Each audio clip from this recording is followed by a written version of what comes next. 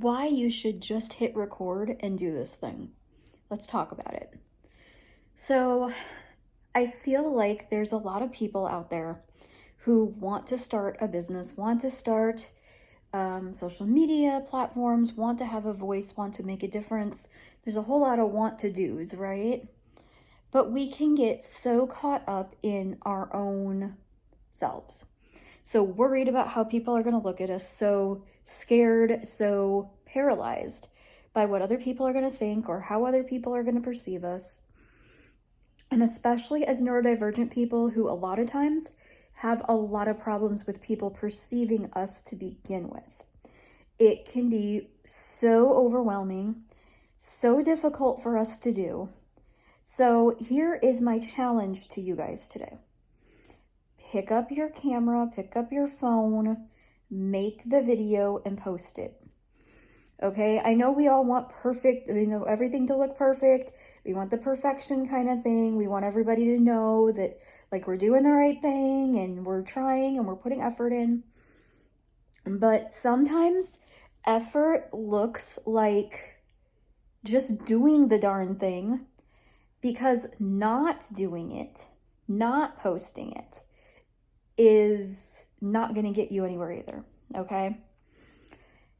A lot of times we worry about how we're going to sound on camera. We worry about how people are going to, are we going to all the time? Are we going to have some kind of a annoying little thing that we do or whatever?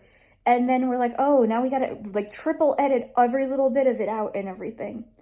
And I think that's why I love this 30-day challenge so much, because it is just us coming authentically and being ourselves and talking about things that are relevant to us in the moment and helping our community in whatever way we're, trying to help.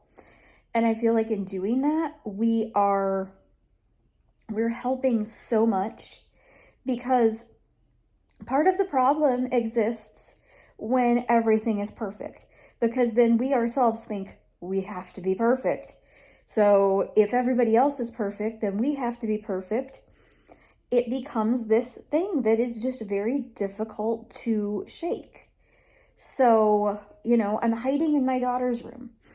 I just did a whole bunch of work for next month's social media presence. And like I said, I'm lucky that part of that is because of my schooling. My schooling is actually propelling me to get this done. So that's big.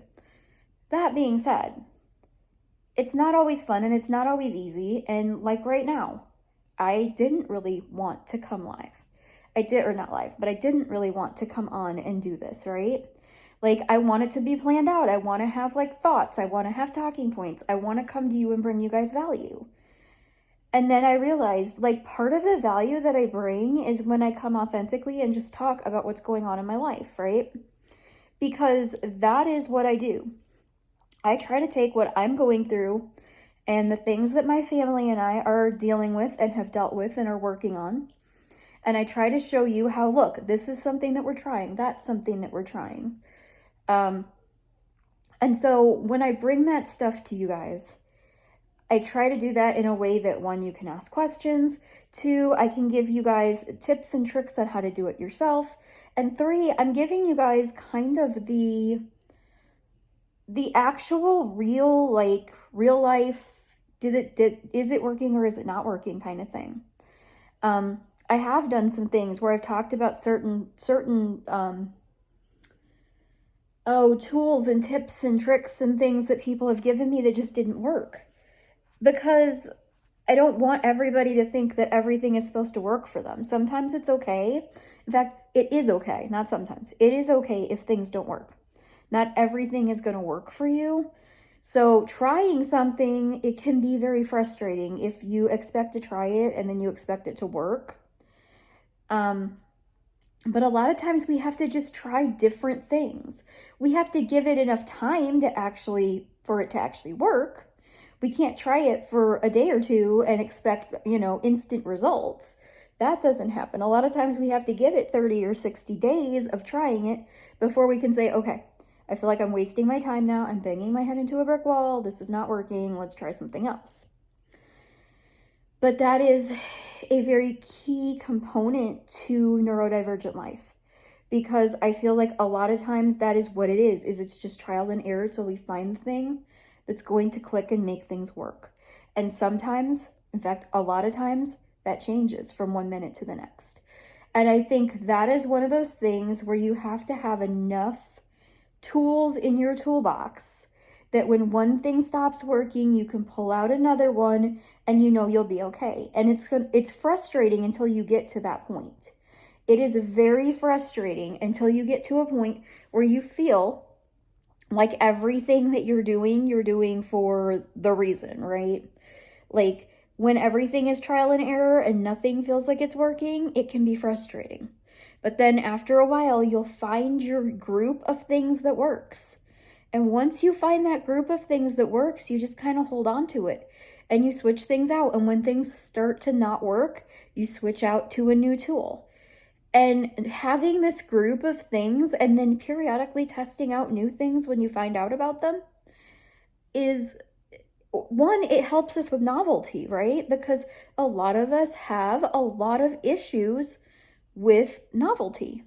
So it helps with novelty. It gives us that moment of, okay, like we can do this.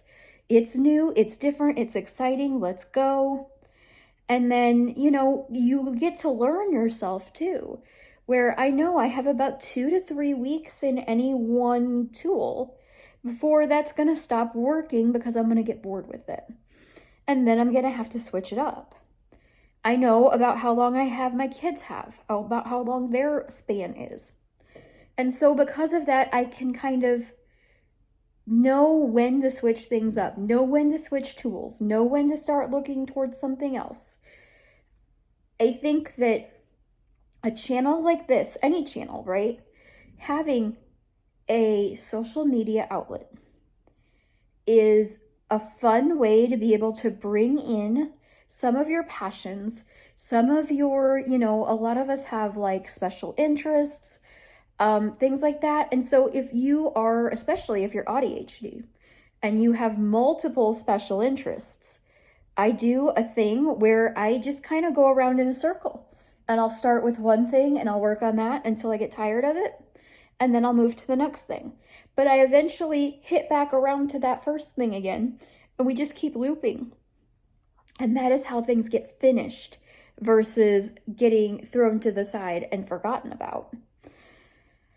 So that is one of those things where for me, when I can keep that kind of a schedule, keep that kind of a rotation, keep that kind of a thing present, then I know I'm going to eventually get back to it. It doesn't feel like I'm throwing time away. So I just wanted to hop on here. Again, we're going to say this is day 4. It's not really, it's like day 6, but I'm going to put 4, 5, and 6 in different videos. That's why I'm making these shorter than normal.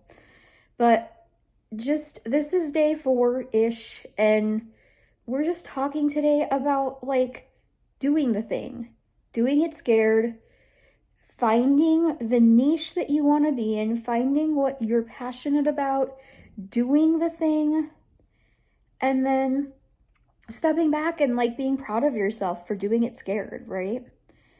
You'll get better, I promise. Everything will get better, I promise.